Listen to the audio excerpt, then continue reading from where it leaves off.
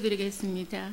사랑과 은혜가 충만하신 하나님 은혜를 감사드립니다. 많고 많은 사람 중에 우리를 택하여 주시고 이 아버지 복된 자리에 아버지 하나님 모여서 아버지 하나님 배움의 길을 열고 또한 하나님을 이 시간 알고자 아버지 하나님 아버지 모였습니다. 우리의 지혜를 열어주셔서 하나님 알기를 원합니다. 하나님 우리에게 더욱더 아버지 하나님 성령으로서 역사해 주셔서 아버지 하나님 배움에 있어 막히는 것이 없게 도와주시고 전하는 자나 듣는 자가 은혜만 있게 도와주시옵소서. 이 시간 하늘의 보고를 열어주시고 그래서 우리의 필요한 모든 것들을 아버지 하나님 덧입혀 주실 줄 믿고 감사드리며 예수님의 이름으로 기도드리옵나이다.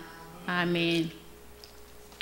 제가 이렇게 여러 가지를 가리키게 되었는데 오늘은 종교음악 들어보셨어요? 네. 그럼 종교가 무엇일까? 종교가 뭘까요? 생각해 보셨어요? 이게 종교음악한데 종교가 뭔지.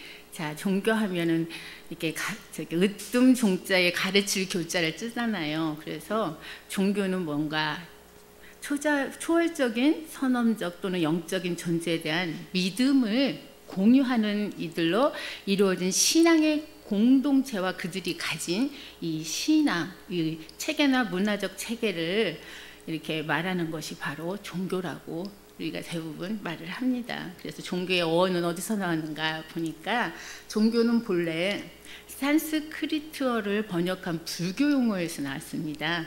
자, 중국의 불교를 이렇게 전할 때에 이렇게 근본이 되는 이렇게 가경에 능가경이라는 데 있는데 이렇게 근본이 되는 가르침이라는 의미는 시단타 대사나를 종교로 이렇게 한국어로 한역한 이렇게 용어예요. 그래서 이게 뭐냐, 신과 인간 사람을 이렇게 잇는다, 연결한다 이런 의미를 담고 있어요. 그래서 영어 단어에 보면 릴리전을 종교로 번역했는데 그것이 지금의 이런 종교입니다. 그래서 우리 보면은 옛날에 조상신들을 모시죠. 유교적인 거 중에 조상신을 모시고 제사는 종갓집에서 사용하는, 종갓집 하면 이렇게 써있죠. 위에 간머리 이렇게 해갖고 한자에 보면. 그래서 으뜸종, 그다음 가르칠 교를 사용해서 뭐냐, 으뜸인 가르침을 뜻한 게 바로 종교라는 겁니다. 이렇게 동양적인 어원에서는 뭐 종자는 뭐 죽은 내 조상과 현재 살아있는 내 성씨 이런 가족들 전체를 의미해서 집과 보다는 또는 살피다라는 뜻의 결합한 글자로 이렇게 살아서는 부모가 자녀들 문제를 해결해주고 또 죽어서는 부모가 또 가족들 문제를 도와주기를 바라는 소망을 담아서 우리가 제사를 지낸다 이런 뜻이에요. 그래서 사람들이 제사를 지내야 막 복을 받는다 그래서 막 제사 때 되면 막 정성을 하는 게 그 복 받으려고 그러는 거예요. 그래서 말뚝에 제물을 걸어놓으면 죽은 부모 귀신 신자 그 귀신이 나타나는 뜻으로서 적정자인 중손이 사는 조상 제사를 지내는 집을 의미한 게 바로 종자 어원이 그렇게 나왔어요. 또 이제 교자를 보면은요, 자, 교훈은 가르칠 교라고 했잖아요. 점괘 또는 아들자 이것을 쳐가 이렇게 치다 또는 때리다 이거예요. 그래서 자, 이런 말이 결합한 글자가 바로 점친 결과를 아들에게 때려서 가르친다라는 뜻에서 바로 교자가 가르칠 교가 나왔어요.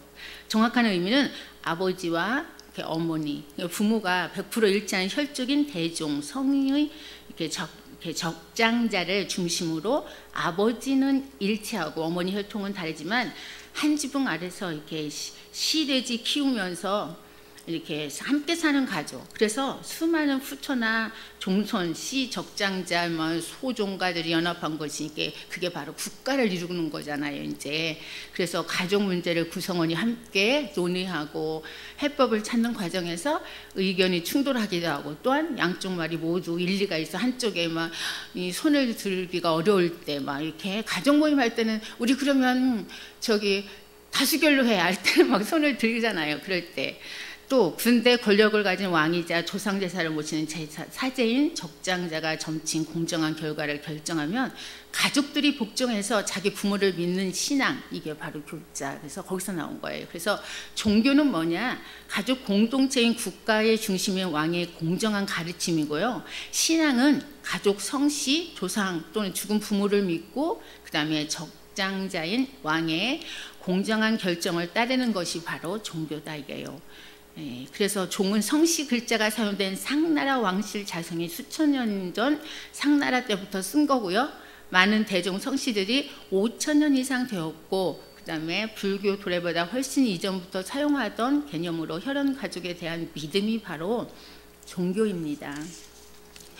그래서 이렇게 종교 의식 같은 게 또 있죠. 종교와 관련해서 이제 그 종교에 귀의하여서 우러나오는 경건한 마음, 그게 바로 종교심이잖아요. 그러면 신심, 마음, 이렇게 신앙심, 그리고 불심이라 해서 종교적 신앙에 따른 마음가짐이 바로 종교 의식이라고 합니다. 우리 기독교에서는 전례 또는 예전이라고 부르는 종교 의례가 있어요. 그래서 종교에서 신앙의 대상을 예배하기 위한 여러 예식, 그런 것들이요. 그래서 성직자와 이 청중들이 이렇게 상징인 청중의 상징적인 행동과 또한 시각적, 청각적인 상징 이런 것들을 순서와 이렇게 의식, 또 이렇게 보면 의식에는 뭐 여러 가지가 들어가죠. 노래 같은 음성으로 표현된 뭐 기도라든가 이런 것들이 종교 의식이라고 볼 수 있어요. 자, 이렇게 종교 음악 하나 종교가 뭔지는 알아야 돼서 좀 하다 보니 좀 길어졌습니다. 그럼 음악이 뭘까요? 우리 음악은 뭔지 한번 생각해 보셨나요? 음악이 뭘까요? 음악은 그냥 사전적인 의미를 보면 그냥 소리를 소재로 삼아요. 그래갖고 이렇게 딱딱 비트, 이 박자나 선율, 이게 보면은 이렇게 선율이 우리 보면 콩나물 대가리라고 그러죠. 찬송가나 음악 보면 이거 선율이라고 그게 왔다 갔다. 그래서 화성, 뭐 도미, 솔, 도파라 뭐 해갖고 도나 솔이나 미나 해갖고 화성을 놓고 그 다음에 음색을 이렇게 넣어가지고 일정한 법칙과 그 다음에 형식으로 종합해서 법칙 이런 걸 따지려면 이제 작곡을 전공한 사람들이 이걸 잘하거든요. 그래서 작곡, 그 다음에 작사는 가사죠. 이런 것들 형식으로 종합해서 이렇게 사상과 감정을 나타내는 예술이 바로 음악이라고 할 수가 있어요. 예, 그래서 인간의 감정을 매우 잘 반영한 예술이지요. 그래서 특정한 감정을 가지고요. 그 감정을 반영한 곡들이 있지요. 그래서 곡에 따라 듣다 보면 어떤 사람은 구슬프게 해서 또 내가 눈물도 나고 이렇게 마음 심금을 울린다고 그러지요. 그래서 저도 항상 하나님께 저도 심금을 울릴 수 있는 찬양을 하게 해달라고 하고 저도 항상 연주를 해도 항상 천상의 연주를 해서 저 연주를 듣는 모든 분들이 마음에 감동이 있어서 정말 하나님께 영광을 올리고 회개하고 돌아오는 역사가 있게 해달라고 저는 하나님만 드러내는 사람이 되고 싶습니다. 항상 예, 그렇게 기도하며 뭐든지 해요. 찬양할 때도 이렇게 나를 드러내는 건 없고요. 그래서 성가대 지휘할 때도 저는 그랬습니다. 항상 하나님의 영광이지. 그리고 특송을 했을 때도 막 오늘 막 망쳤어. 그런 말 하면 절대 안 된다고 제가 가르치거든요. 왜 그러냐면 나를 드러내는 것보다 그만큼 주셨으면 그만큼의 실수한 것도 그냥 하나님께서는 다 받으시니까. 왜요? 내 모습 이대로 주님은 받기를 원하시니까요. 예. 그래서 항상 나는 없고 예수님만 높이는 그런 찬양 드리라고 항상 제가 그랬습니다. 그래서 대부분 사람들은요, 이렇게 음악을 좋아하지요. 그리고 사람마다 서로에게 맞는 장르 이런 것들이 또 이렇게 차이가 있어요. 나는 뭐 클래식을 좋아한다. 나는 어떤 분 세상 사람들 나는 뽕짝이야 뭐 이런 거 있잖아요. 그래서 이렇게 다 장르가 틀려요. 저도 남편하고 틀립니다. 저는요 클래식을 전공했으니까 클래식을 그런 쪽을 좋아하는데 남편은 세상 노래, 뽕짝 종류 그런 노래를 참 좋아하는 것 같아요. 그러니까 안 맞아요. 노또라 그러잖아요. 노또가 안 맞잖아요. 그래서 노또라 그래. 항상 맨날 안 맞아. 그래가지고 힘듭니다. 그래서 음악이란 그럼 뭘까? 철학자인 니체는 뭐라 했냐? 간단히 말해서 음악이 없는 삶은 잘못된 삶이고 피곤한 삶이고 유배당한 삶이다라고 말을 했어요. 그리고 음악의 아버지라고 그러죠. 아버지, 엄마 하면서 말을 붙여요. 왜? 그 모차르트는 뭐라고 했느냐? 언어가 끝나는 곳에서 음악은 시작된다 라고 말했어요. 그래서 음악이란 뭐냐? 현재 우리의 삶의 일부를 차지할 만큼 우리의 일상생활에서 작용하고 있는 게 바로 음악이에요. 그래서 첫 음악을 그러면 우리의 음악이 우리 삶에 어떤 영향을 주나 봤더니 배경음악이 없으면 영화를 보거나 뭘 할 때 얼마나 삭막해요. 막 배경음악이 그거를 고조시키잖아. 뭐 화면 같은 걸 볼 때. 그치요? 그래서 배경에 쓸 수도 있어요. CF 뭐 이런 거 할 때도 음악이 또 쓰죠. 그런 거 음악도 없이 막 하면은 뭐 감이 안 와. 뭔가가 깔려 있어야 돼요. 음악이 잔잔하게 깔리든 우당탕탕 깔리든 거기에 맞는 음악 효과음들을 참 잘도 골라요. 그러니까 팔아먹기도 하겠죠. 그러더라고요. 자, 그래서 음악으로 인해서 영화를 보는 관객들이 그 음악 때문에 더 몰입도가 높아져요. 그리고 또 잘못된 음악의 선택을 한다면 관객들이 더 흥미를 잃을 수 있겠죠. 재미없었어 그거 이렇게 나오겠죠. 그만큼 음악이 참 중요한 것 같아요. 우리 일상생활에. 자, 또 음악은 뭐냐? 교육적으로 사용해요. 어떻게? 아이를 가졌을 때 태교의 음악 알죠? 그러면 저도 아이 가졌을 때 저는 작은 아이는 이렇게 모차르트 음악을 참 많이 들려줘서 그랬는지 걔가 태어나더니 어느 날부터 음악적인 거를 하면서 피아노를 치고 싶어 하더라고요. 그런데 이게 청음이 발달돼서 딱 무슨 곡만 들어도 이게 OST라고 그랬죠. 이렇게 TV에서 무슨 드라마 같은 데 보면은 나와요. 그쵸? 배경음악이. 그러면 그거를 듣다가 대장금이다 그러면 오나라 이렇게 나오면 그걸 따다닥 쳐요. 그래서 어느 날 그 선생님이 그랬어요. 얘는 음악적인 소질이 타고나니까 끝까지 음악을 시키라고. 그랬는데 이 아이가 이제 저는 선생님한테 그랬죠. 전 반주를 필요하니까 찬송가 많이 가르쳐 주세요. 그래서요 세상에 반주를 해요. 그래서 걔가 어느 날 군대에서 제대를 했어요. 그리고 나서 어떻게 됐느냐? 제가 성가대 지휘하는데 반주자가 없습니다. 저를 따라다니면서 성가 그 반주를 해줬어요. 성가대. 그랬더니 6개월 만에 취직이 된 거예요. 취직이 안 돼가지고 힘들었는데 하나님께서 보상을 해준 거예요.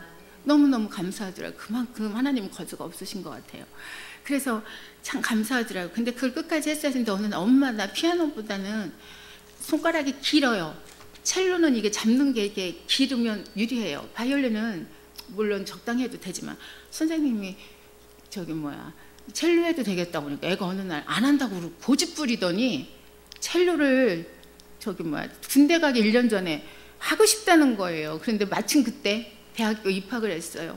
찾았습니다. 그랬는데 첼로도 이제 그 정도 배우고 군대를 가고 이제 나와서는 요즘은 그 음악적인 거는 좀 많이 하는데 봉사했으면 해서 제가 기도하는 중입니다. 그래서 좀 딴 데로 흘렀는데 이렇게 교육적으로 또 배경음악으로 이렇게 사용이 되고 세 번째는 뭐냐? 자, 치료입니다. 우리 음악 치료라는 말 들어봤죠? 심리를 이렇게 치료하는 음악. 그래서 음악은 지치고 피곤한 사람들에게 위안을 주는 이렇게 심리 치료도 할 수 있고 항상 음악 치료에서 또 웃음 치료도 나오고 요즘은 또 웃음으로도 치료한다서 나오더라고요. 그래서 이렇게 일상생활에 누구나 힘들 때 또는 기분 전환을 위해서 들을 수 있는 게 바로 음악인 것 같아요. 그래서 음악은 이런 겁니다. 이런 거라는 걸 잠시 봤습니다. 자, 그러면 우리 보면 종교음악 하면은 종교음악에도 여러 가지 예배음악도 있고요. 교회음악이라고 해서 막 이런 말 들어보셨나 모르겠어요. 교회음악인지 예배음악 이런 말 아마 있을 거예요. 자, 그러면 교회 음악이, 교회는 또 뭔가, 또 교회는 뭘까요? 생각해 보셨어요? 많은 사람들이 교회를 하나의 건물로 이해를 하지요. 교회하면 건물 있으면 그거 교회야, 이렇게 교회를 이해합니다. 이것은 교회에 대한 성경적인 이해는 아니에요. 교회라는 말은 회중들 또는 부르심을 받은 자들이라고 정리되는 헬라어의 에클레시아로부터 유래를 한 게 바로 교회인데요. 교회의 근본적인 의미는 건물이 아니라 사람들이라는 거지요. 예, 그래서 사람들이 이렇게 당신이 사람들한테 이렇게 물어보면 내가 어떤 사람들 어느 교회 출석하냐고 물으면 그들은 대개 건물을 가리켜요. 그렇죠? 이런 말 해서는 안 된다. 그게 뭐냐? 로마서 16장 5절에 보면 또 저의 집에 있는 교회도 무난하라 라고 말씀을 해요. 바울은 그들의 집에 있는 교회를 언급하는데 그것은 교회 건물이 아니고요. 그 건물 안에는 모인 신자들의 모임을 의미하는 거예요. 한 사람 한 사람. 예. 그래서 이렇게 교회는 그런 의미가 있고요. 에베소서 1장 23절에 보면 교회는 그의 몸이니 만물 안에서 만물을 충만케 하시는 이의 충만함이다라고 말씀하고 있어요. 그래서 교회에 대해서 올바로 아는 것이 정말 중요합니다. 이거 정말 중요한 거예요. 왜요? 코로나 시절에 우리가 어떻게 했습니까? 동영상으로 예배를 드렸어요. 지금 그리고 나서 가나안 성도들이 많아요. 가나안이 뭐냐? 안 나가, 거꾸로 하면 안 나가, 가나안 선도 아닙니까? 그래서 교회는 하나님을 예배하는 성도들의 모임인 거예요. 성도 하나하나가 모여있는 게 교회잖아요. 모임이에요. 그래서 어떤 건물이나 교회, 특정 행위로 정의되는 것이 절대 아니라는 겁니다. 그래서 하나님을 찬양하고 또 하나님의 가르침을 따르고 전하는 하나님의 몸된 교회로서 살아가야 된다는 겁니다. 그래서 성경에 교회에 대한 언급한 말씀이 너무 많이 있어요. 그래서 신학에 보면 교회론이라는 과목이 있어요. 거기 조직신학에 보면 조직신학이라고 들어보셨어요? 예. 그래서 제가 조직신학 연구를 하면서 그러니까 제가 성령론, 조직신학, 그다음에 예배학, 전도학, 그다음에 막 이런 여러 가지를 연구하다 보니까 조직신학에 보면은 세분해서 막 10가지로 나누기도 해요. 성부론, 기독론, 성령론, 구원론, 성서론, 교회론, 종말론, 천사론, 기독교 마귀론, 또 기독교 인간론, 죄악론 이렇게 그런 것들 연구한 건데 죄는 죄악론을 연구하겠죠. 자, 그런데 이제 거의 한 6가지, 7가지로 축약해서 말을 하지요. 이렇게 그래서 조직신학에 보면 이렇게 계시론부터 시작을 해서 첫 번째 하나님이 누구신가 해서 신론을 들어가요. 그 다음에 하나님께서 누구를 창조해요? 인간을 만드시잖아요. 그래서 인간론이 그 다음에 하고 그 다음에서는 인간을 어떻게 해요? 타락했잖아. 아담과 하와가 구원을 해야 되잖아요. 기독론. 그 다음에 구원을 하려면 예수 그리스도의 십자가의 보혈로 흘리셨을 때 구원이 되잖아요. 그쵸? 구원론. 그 다음에 뭐예요? 그들이 구원받은 자들의 모임이 있어. 어디로 가? 구원받은 자들의 공동체가 모이는데 교회예요. 교회론을 해요. 그 다음에 마지막 우리 뭐예요? 죽으면 어디로? 죽음이 따라져요. 세상 종말이 와요. 종말론 해가지고 이렇게 개인적인 종말이 뭡니까? 죽음 아니겠어요? 예, 세상 끝나는. 예, 그래서 그런 식으로 이렇게 보면 거기에 조직신학에 보면 이렇게 교회론이라는 게 있어요. 그래서 하나하나 교회론도 필요하면 저도 하고 싶은 그런 게 있어요. 많이 연구를 해가지고 조직신학을 제가 그때 공부하면서 자 그래서 조직신학에 대한 교회론 과목이 이렇게 있어요. 그래서 보면 조직신학, 교회는 바로 뭐예요? 공동체라고 그랬잖아요. 신자 한 사람 한 사람 모여있는 공동체. 그래서 교회는 히랍 원어로 뭐라겠어요? 에클레시아인데 그 뜻은 이 세상에서 방황하는 사람 가운데 특별히 하나님의 부르심을 받고 모인 무리들이라는 뜻이에요. 그래서 즉 뭐냐? 하나님이 친히 인간이 되셔서 우리 같은 사람들을 불러 모으셨다는 것입니다. 그래서 교회는 공동체라는 거. 그래서 한때 교회는 또 예배당이라고 불렸어요. 들어보셨나요? 예배당 이런 거. 예, 교회는 예배하는 공동체. 예, 그래서 교회는 무엇보다도 예배가 중심이 되는 공동체입니다. 그래서 교회 오면 우리 학생들한테 저는 그래요. 오면은 야 뭐하고 떠들지 못하게. 일단 교회 들어오면 하나님께 너 집에 왔을 때 뭐라고 하니 엄마 나왔어요 하듯이 하나님께 인사해야지 기도를 해야 된다. 그것부터 가르쳐요. 저는 딴 사람한테 무조건 인사하기, 전 성가대 들어가는 사람한테도 야단쳐요. 왜 그러냐면 들어갈 때 무조건 인사하지 말고 들어가라. 그리고 나서 하나님께 먼저 기도해야 된다.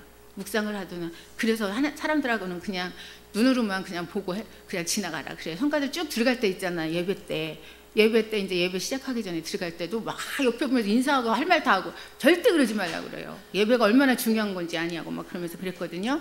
예. 그래서 예배 중심은 우리의 마음과 뜻과 정성과 힘을 다해서 살아계신 하나님을 경배하는 것이에요. 그리고 그분의 말씀을 받고 그분 말씀에 순종하는 것입니다. 그래서 솔로몬이요, 교회는 뭐예요? 살아계신 하나님의 집 아니겠습니까? 맞잖아요. 그래서 솔로몬이 이게 하나님의 성전을 짓고 하나님 앞에 그 성전을 봉헌해서 바쳤을 때 하나님께서 친히 다음과 같이 무슨 약속을 하셨어요. 무슨 약속이냐? 내가 나의 이름을 영영히 이곳에 두며 나의 눈과 나의 마음이 항상 여기 있어 누구든지 이곳에 와서 기도하면 내가 저의 기도를 나의 눈으로 보고 나의 마음으로 듣고 저에게 응답하겠노라 라고 열왕기 9장 3절에 이렇게 하나님께 약속해 줬잖아요. 그러니까 누구든지 교회에 와서요 하나님 앞에 기도하면 어떻게 된다고요? 살아계신 하나님께서 그 눈으로 보시고 마음으로 또 들으시고 크게 응답하신다는 거예요. 그러니까 물론 아무 데서나 해도 기도 들으셔요. 그런데 하나님이 뭐라겠어요? 전 하나님의 교회에 와서 기도하면 내가 보고 듣고 응답한다고 했잖아요. 그래서 아무 데서나 하면 안 돼. 응답 받으려면 어디로 와야 돼? 교회 와야 돼요. 제가 최근에 큰일이 당했어요. 교회 와서 기도해요. 길 가다 교회 보면 문 열렸으면 무조건 들어가서 기도하고요. 그렇게 했습니다. 저는 미혼 시절에도 무슨 문제 닥치면요 가다가도 보이는 게, 그때는 문이 열렸어요. 제가 연식이 좀 있다 보니까 그때는 문이 열려 있었어요. 지금 문을 다 키로 잠그다든가 뭐 이렇게 비밀번호가 있어요. 그런데 문이 열려 있어서 문만 열고 하나님 막 성전에 가서 엎드렸습니다. 어머, 그 응답돼요. 진짜입니다. 한번 경험해 보세요. 자, 그래서 하나님의 공동체가 모이는 성전에서 기도해야 된다는 거죠. 그러므로 우리는 뭐예요? 주님께서도 교회는 뭐라 그랬어요? 만민이 기도하는 집이라고 분명히 말씀하셨어요. 마가복음 11장 17절에. 그리고 교회는 뭐예요? 살아계신 하나님 말씀, 그 진리의 기둥의 터가 바로 교회입니다. 그래서 교회는 살아계신 하나님의 말씀이 선포되는 곳이에요. 예수 그리스도의 십자가의 진리가 또 증거되는 곳입니다. 그래서 목마른 자들아 다 내게로 오라. 그리하면 너희 배에서 뭐라 했어요? 생수의 강이 흘러나리라 하신 것처럼 교회는 그 진리의 기둥과 터로부터 생수의 말씀이 강물처럼 흘러 넘치는 곳입니다. 그리고 교회는 뭐예요? 성만찬의 공동체가 바로 교회입니다. 교회는요 예수 그리스도의 삶과 죽음 그리고 부활의 승리와 재림의 약속을 믿는 공동체예요. 예수 그리스도의 죽음과 부활을 기념하는 게 성만찬으로 예수 그리스도와 합일하는 공동체가 바로 교회입니다. 그래서 예수님의 피를 마시고 예수님의 살을 먹음으로 우리의 몸과 마음과 영혼 속에 있는 예수 그리스도의 마음과 능력이 이렇게 함께 용해되어 융화됨으로 이렇게 육화되어서 현실의 삶 속에서 예수의 그 삶을 살아내는 사람들의 공동체인 것이 바로 교회라는 거예요. 그래서 교회는 또 어떻게 돼? 친교가 이루어져야 되죠. 친교하면 사랑이 있어야 친교가 이루어지지, 뭐 미워한데도 친교가 이루어져요. 그래서 친교와 사랑의 공동체예요. 그래서 교회는 한 하나님의 자녀들의 공동체예요. 우리는 그래서 자매님, 형제님 하잖아요. 그냥 누구 모르지 않고 항상 자매님, 형제님 이렇게 말합니다. 자, 그런데 현실적으로 보면 나이나 성별, 인종, 국가, 피부색, 빈부귀천, 또 유식하냐, 무식하냐에 따라 차별과 갈등이 또 은연중에 또 따라요. 그래서 좀 갈등이 생겨서 상처받아서 교회 안 나오는 사람도 있고요. 그것 때문에 힘들어합니다.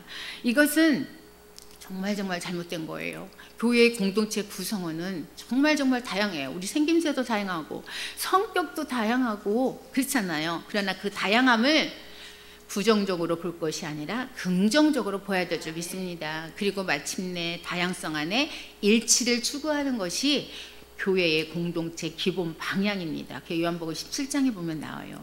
세상에서 인정받지 못하고 마음 놓지 못하다가 교회에 오면 마음이 놓이고 위로받고요. 또 교회 와서 새 힘을 얻을 수 있는 곳이 바로 평안과 안식과 소망을 얻어야 되는 것이 교회 아니겠습니까? 그런데 교회 와갖고 오히려 불안하고 신경 쓰이고 뭐 스트레스를 받는다면 누가 교회 오고 싶겠어요? 주일이면 막 천국잔치가 이루어져서 어떻게 돼야 돼요? 빨리 가야 돼. 가고 싶은 마음이 생겨야 교회 아니겠습니까? 그렇게 가고 싶은 마음이 안 생기고 오늘 또 누구 집사님하고 나 말하기 싫은데 만나서 어떡하지? 권사님하고 또 나 저렇게 잘난 체하는 거 천사 싫은데 그것도 죄예요. 세상에 남 정죄하는 거 하나님 하지 말라 했잖아. 그 죄거든요. 밀어내야 돼요. 우리는 밀어내는 정죄 이런 거 하는 거 하면 안 되니까. 그래서 교회는 어떻게 해요? 우리에게 안식을 주고 기쁨을 주는 가고 싶은 마음이 생겨야 되는데 그렇게 되면 교회라고 할 수 없는 거예요. 이미 스트레스 받으면. 그렇지요. 그리고 교회는 뭐예요? 또 선교를 해야 돼요. 선교의 공동체입니다. 자, 변화산에서 베드로는 그 신비하고 경이로운 종교적 황홀경에 머무르고자가 했어요. 왜요?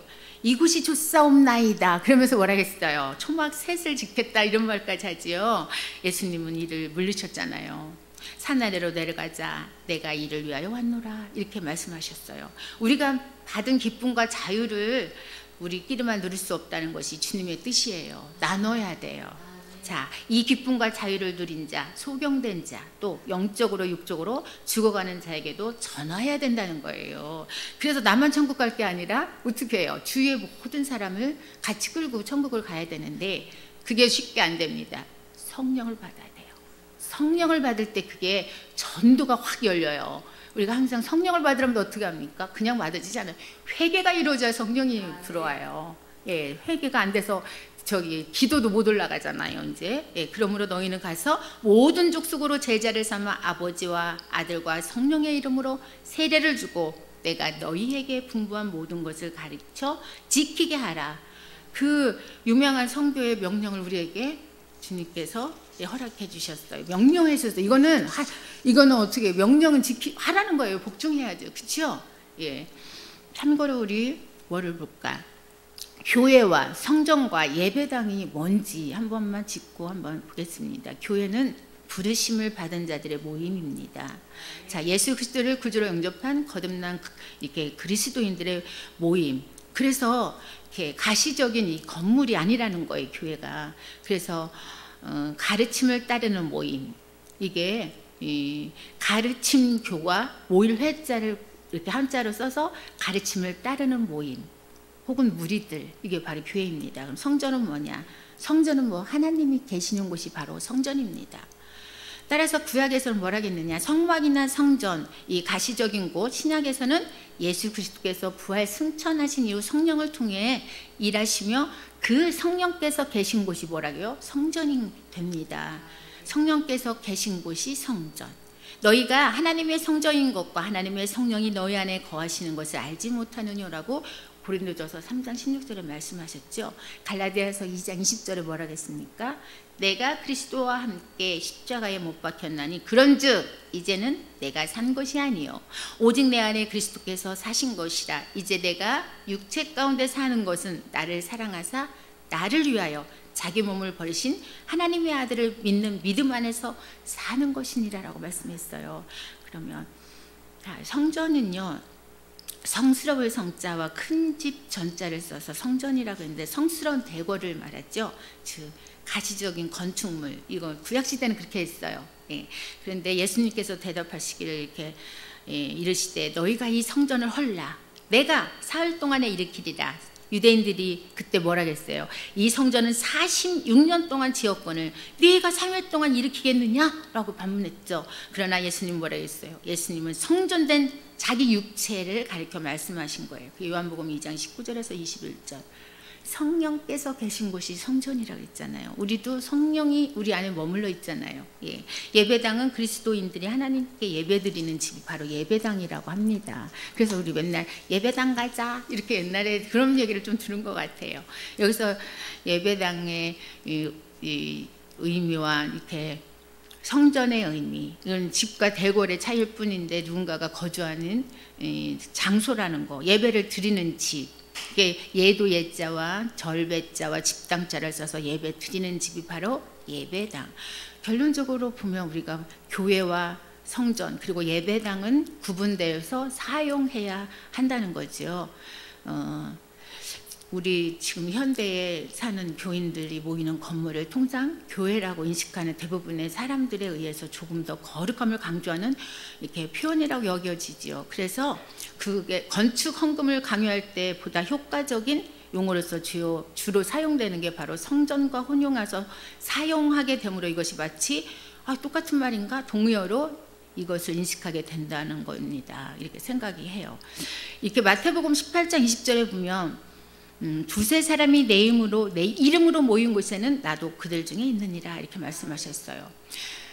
제일 위험한 게 코로나 시절에 이렇게 나도 교회다 막 이런 말을 해가지고 막 예배를 드렸는데 그게 참 위험한 거예요. 교회는 모일 회자 모여야 교회가 되는 거예요. 혼자가 교회 그거 아니에요. 나 성전이다 내가 어디를 교회가 내가 예배드리면 그 위험한 생각이에요. 그거는 성전 모여야 돼. 이렇게 뭐예요? 하나님 구원받은 모든 자들이 모여서 예배드리는 곳이 교회잖아요.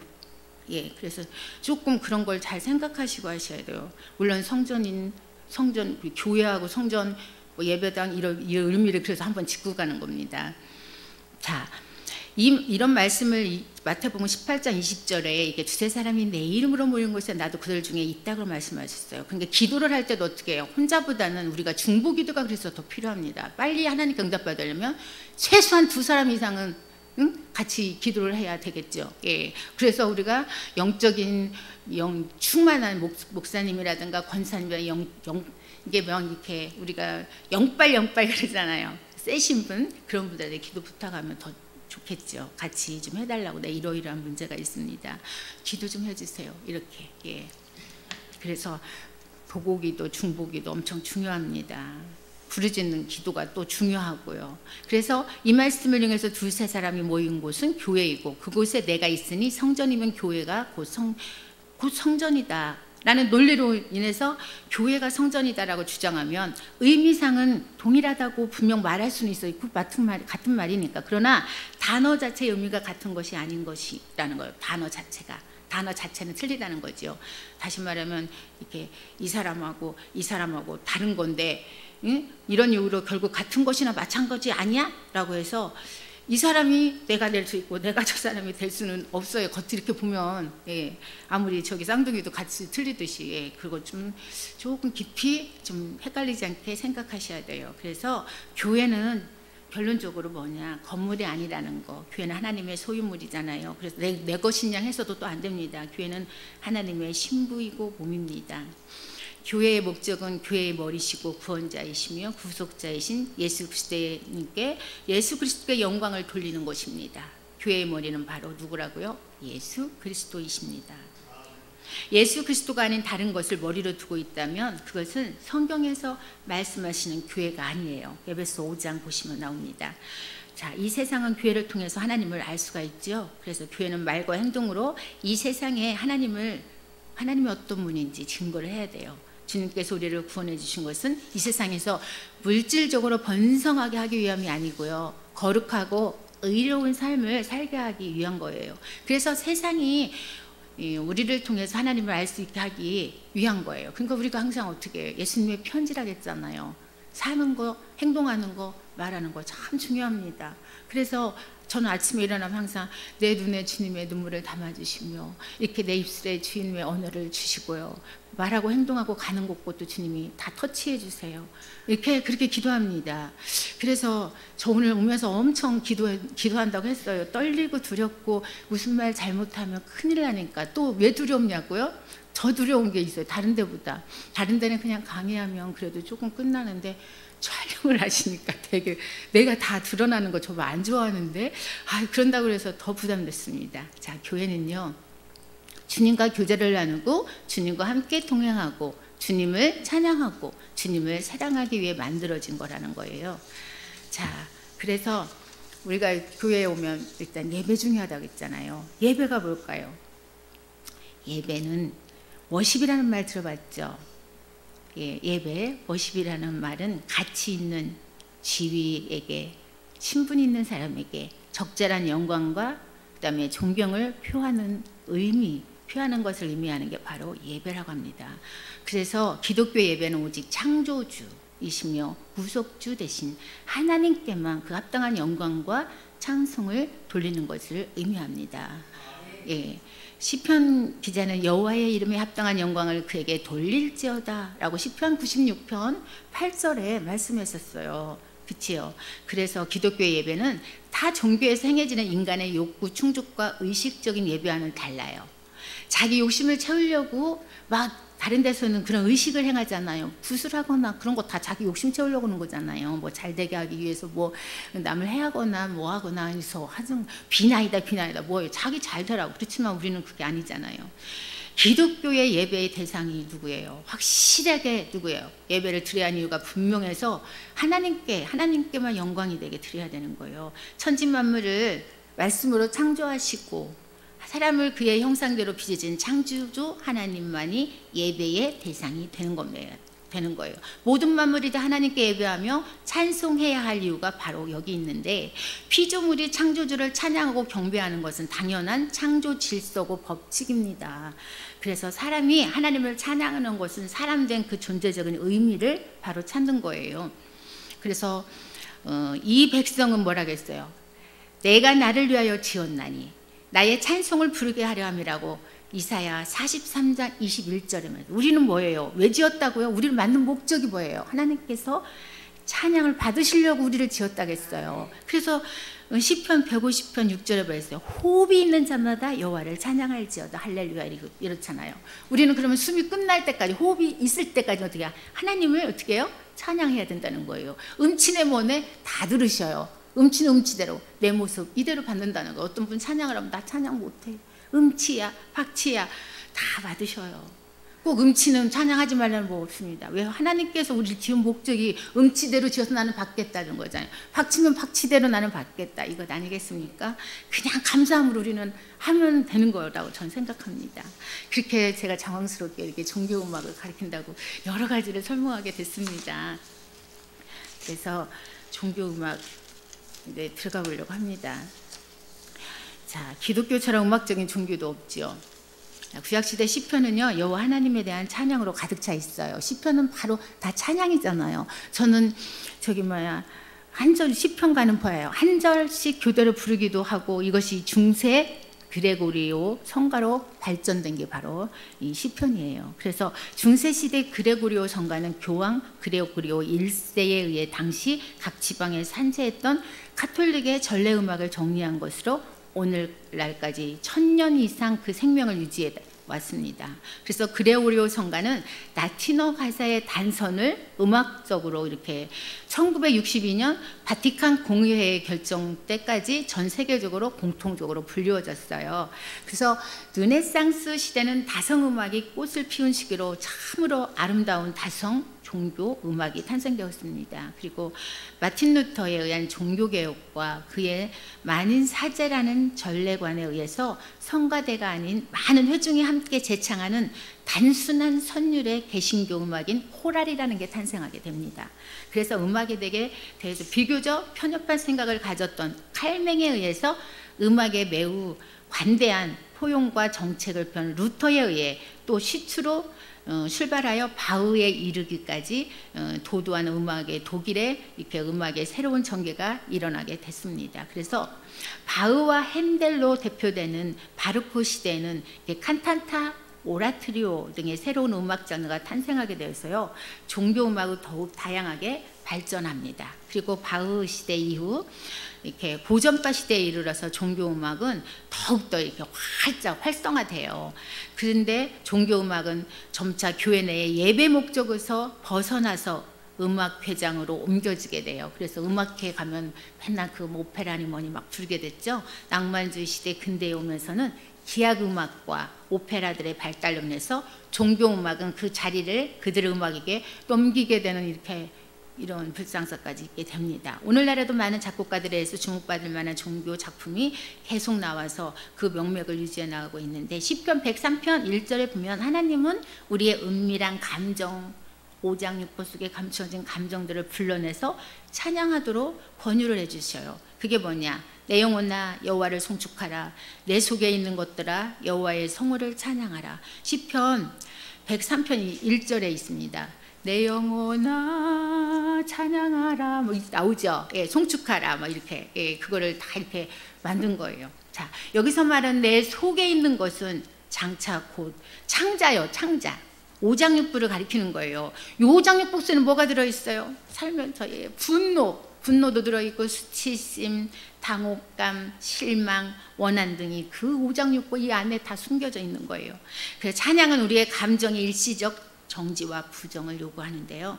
찬양은 우리의 기분이나 정서에 의해서 발동되는 것이 아니라 하나님의 객관적인 성품이나 하나님의 구원 행위에 의해서 발동되기 때문입니다. 그래서 우리 감정은 우리의 입술을 얼어붙게 할지도 몰라요. 그러나 우리의 숨은 감정들은 하나님의 성호를 찬미하는 데 써야 될 줄 믿습니다. 이것이 바로 노래방에서 부르는 노래와 교회에서 부르는 찬양의 차이점이에요. 세상 노래하고 우리 종교적인 기독교적인 크리스천들이 부르는 이 찬양, 그 차이점이 있죠. 하나님 나라에 대한 갈망을 음악적으로 선포하고 고백하는 시편 신학의 내용을 이렇게 좀 더 세분하면, 이렇게 세분해서 요약해 보면 몇 가지로 요약할 수 있는데, 첫 번째 시편은 이게 찬양이라 했죠. 감사와 찬미의 음악이에요. 그래서 하나님의 객관적인 성품이나 창조사역, 거기에는 지혜와 권능이 들어있죠. 찬미가 찬양의 주요 요소이고요. 피조물로 써드리는 찬양이 바로 이런 유형이라고 시편 104편에 나오고 있습니다.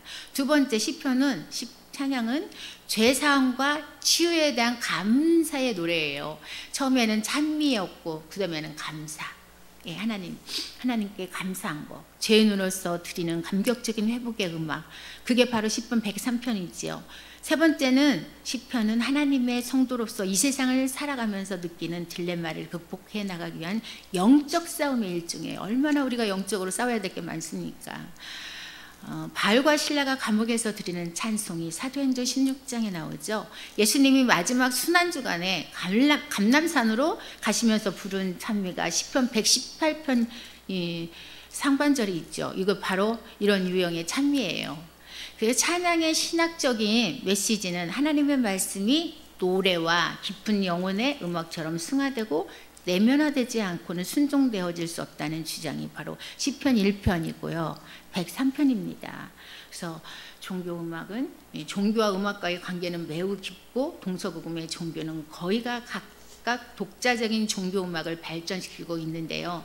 음악이 형상에 구애되지 않는 음을 소재로 하고 또 논리를 초월하며 직접적인 감동을 가져다주는 점은 어떤 의미에서 보면 종교와 유사성을 가지고 있다고 볼 수도 있습니다.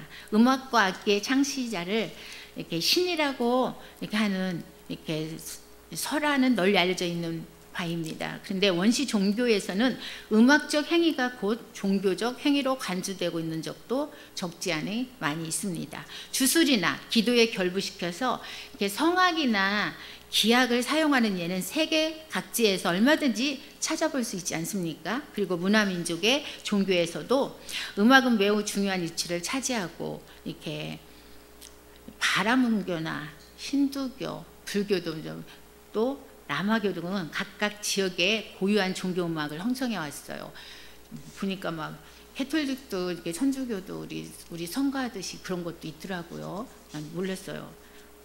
참불가 막 이런 것도 있는 것도 저는, 예, 이런 것도 있고 막 이러더라고요. 자, 유교에는요 예약 일치의 사상이 있고 한국의 무속이나 불교에서도 독자적인 종교 음악이 발전해 왔는데, 고대 메소포타미아, 또 이집트, 또 그리스, 로마 등에서도 종교 행사에 각각 음악이 연주되고 있었음은 기록이나 전승 등에 의해서 명백히 입증됨을 우리가 알 수 있습니다. 이러한 종교에서는요 음악과 더불어서 무용, 춤이라고 그러지. 춤이라고 우리 속단말 많이 표현하는데 춤 맞아요. 무용도 비교적 중요한 역할을 하고 있어요. 그냥 요즘 보면은 뭐 트로트도 옛날엔 가만히 부르고 노래도 옛날 사람은 거의 가만히 얼마나 흔들어대고 뒤에서 노래하는 사람 뒤에서 백댄서, 댄서 춤춘다고 그러잖아요. 백댄서가 꼭 따라 있잖아. 춤추는 사람들이요. 예, 얼마나 요란한지요. 예, 이러한 이렇게 그런 것들을 우리가 또 보면서 복음의 대종교 가운데 음악에 대하여 소극적이고 원칙적으로 예배에서 음악의 사용을 배제하는 종교는 뭐냐? 이슬람교뿐이라고 할 수 있어요. 이슬람교는 음악을 사용하는 것을 배제하고 있어요. 자, 이에 비해서 유대교 그리고 유대교에서 그 강한 영향을 받고 자란 그리스도교는요, 각각 교리를 반영하여서 음악을 중요시하고 적극적으로 예술적인 종교 음악을 육성해 옵니다. 이 때문인지 흔히 종교 음악이란 말은 그리스도교 음악의 의미로 이해하는 수가 거의 대부분이에요. 그래서 일반적으로 고도로 발달한 그리스도교 이렇게 음악은요, 첫 번째는 예배 의식을 위한 전래 음악이라고 볼 수 있고, 또 편의적으로는 예배 시에 사용하는 준 전래 음악이라고 또 표현을 하고요. 또 세 번째는 정교의 전례는 아니지만 습관적으로 교회 생에 행하여지는 종교 행사를 위한 음악으로 볼 수 있고, 또 사적인 기도나 신도의 신앙을 격려하고 포교하기 위한 전도할 때 음악이요. 예수 믿으세요 하면서 그때 하잖아요. 또 전도 음악으로 거기에 맞는 곡들을 선정해서 이렇게 우리가 또 합니다. 또 종교 민요도 있죠. 예수님이 좋은 걸 민요식으로 또 부르죠. 또 그렇게 하더라고요. 또 종교적인 테마에 따른 감상을 위한 연주회용 종교 음악 등으로 이렇게 구별을 해요. 그래서 교회 음악, 그리스 정교회 음악, 메시아, 또 성가, CCM 등을 이렇게 볼 수가 있어요. 그래서 종교 음악은 종교 의식이나 종교 행사에서 쓰이는 노래를 종교 음악이라고 한다는 거예요.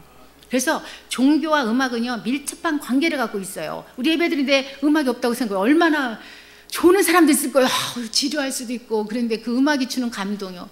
새벽 예배 왔을 때 조용히 누가 이렇게 반주를 하거나 하면서 음악을 틀어놨을 때도 그 음악이 주는 그 멜로디가 없어도 거기에 젖어서 회개도 무척 많이 했어요. 저도요. 그 음악에 젖어가지고 내가 음악에 젖어서 한 건지 내가 죄가 생각나서 했는지 몰라도 눈물 범벅이로 맨날 그 심취돼갖고 그런 적도 많습니다. 또 그래서 현재 전 세계에 널리 퍼진 종교들 중에 음악을 종교 의식이나 행사에서 쓰지 않는 종교는 뭐라고요? 아까 좀 전에 말씀드린 이슬람교 그 정도인데요.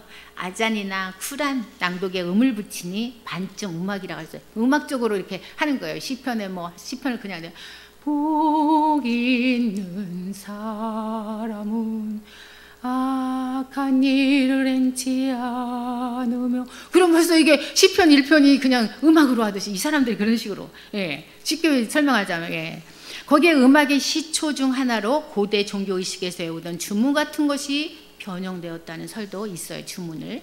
이러한 종교음악의 분류를 보면 크게는 뭐라겠어요. 전래음악, 종교의식에 쓰이는 전래음악, 또 기도와 표교에 쓰이는 음악. 표교는 뭐예요? 전도죠.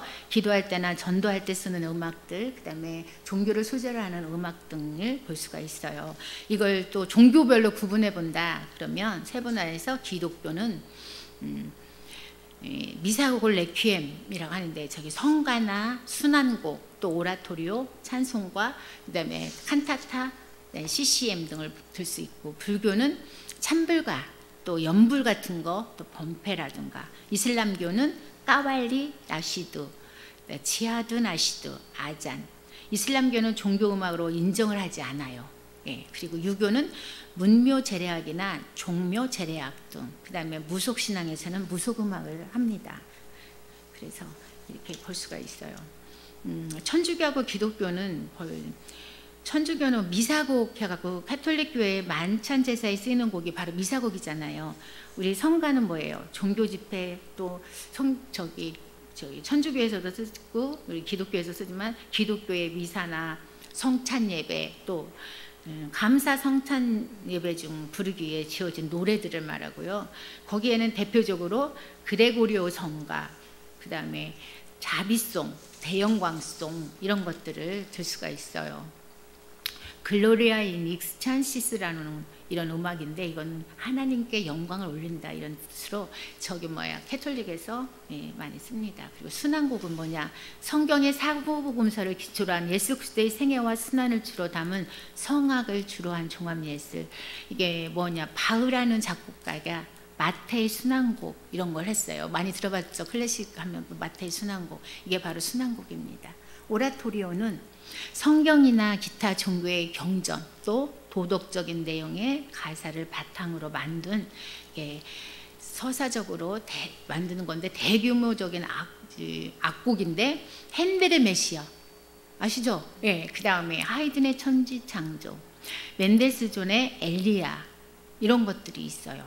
그리고 찬송가요. 기독교에서 예배 때 부르는 합창곡으로 하나님을 찬양하고 믿음을 북돋우는 가사를 가진 노래가 바로 찬송가입니다.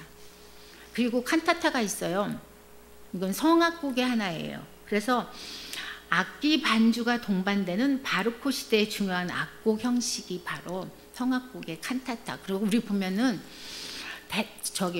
우리 칸타타는 부활절 칸타타를 해요. 우리 기독교 그치요? 그러면 막 오케스트라 악기 하는 사람들 다 또 앞으로 동원하고 그 다음에 성가대들 다 해갖고 뭐 5,000명, 10,000명 성가대 보면은 그런 거 있더라고요. 저기 연세정한교회 거기 보면은 막 그렇게 많이 다 참여하시고 그러더라고요. 성탄절 칸타타, 막 부활절 칸타타 해가지고, 예, 성탄 칸타타 해가지고.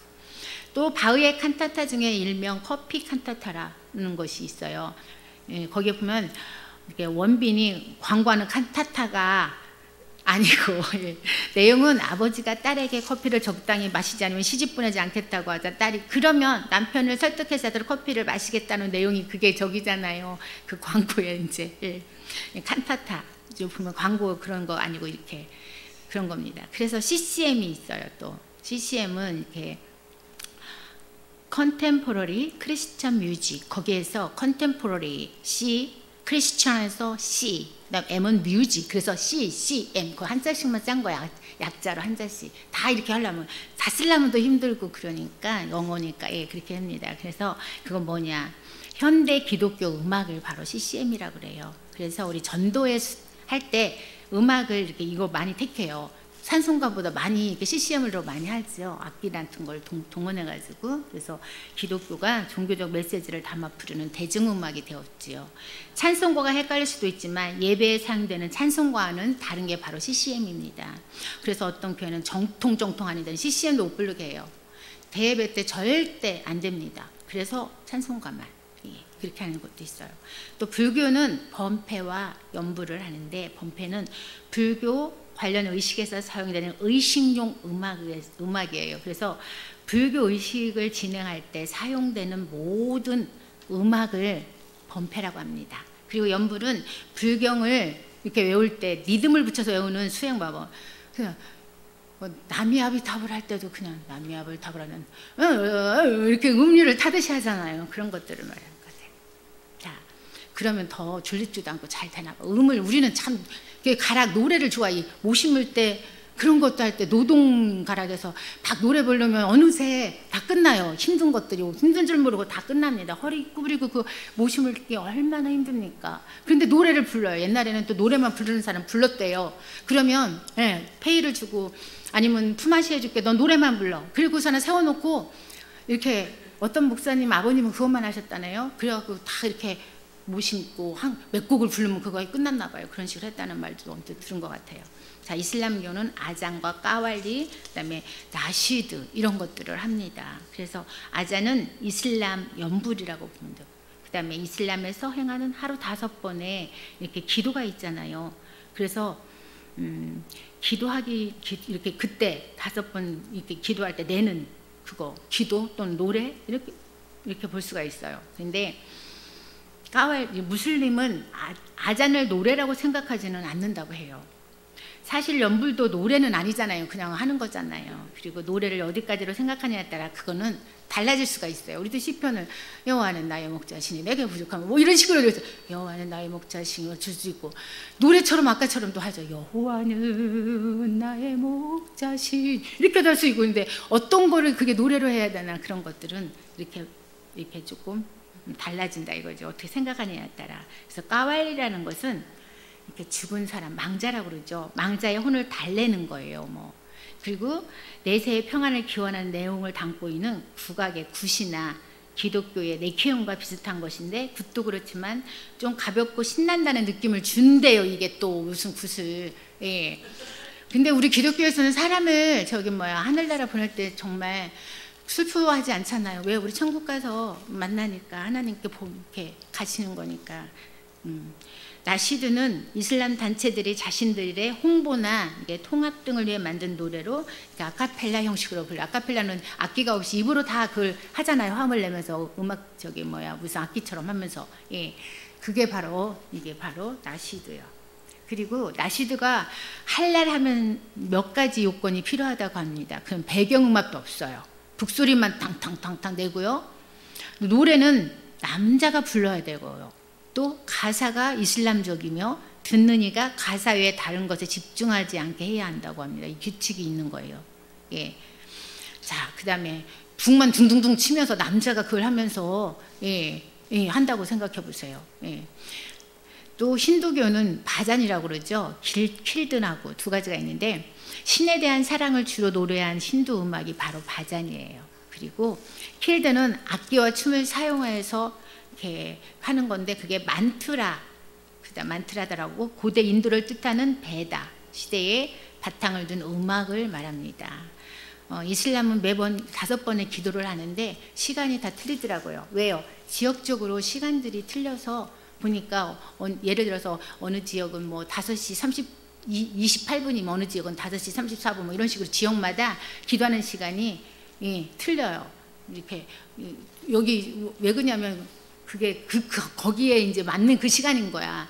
이렇게 보면 우리는 예를 들어서 여기가 지금 이렇게 예를 들어서 12시면 어느 쪽에 가면 거기가 지금 몇 시가 돼야 12시 그런 식인 것 같아요. 제가 제 생각에 보니까 그런 것 같습니다. 그래서 좀 틀린 것 같더라고요. 똑같은 지역인데 틀리게 한 게 아니라 지역마다 그 시간이 그때 한다. 그래서 이렇게 보면 틀린 것 같습니다.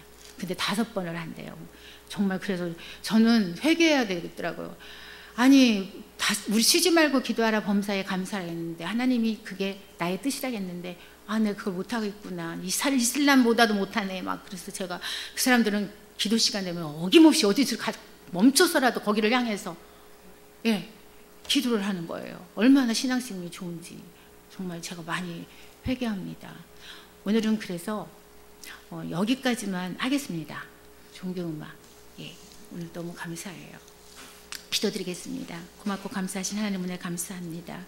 아버지 하나님 이렇게 종교음악을 아버지 하나님 우리가 오늘 배웠습니다. 잘 배워서 하나님께 정말 영광 올려드리고 정말 잘 배워서 정말 하나님의 귀하게 쓰임받게 도와주시옵소서.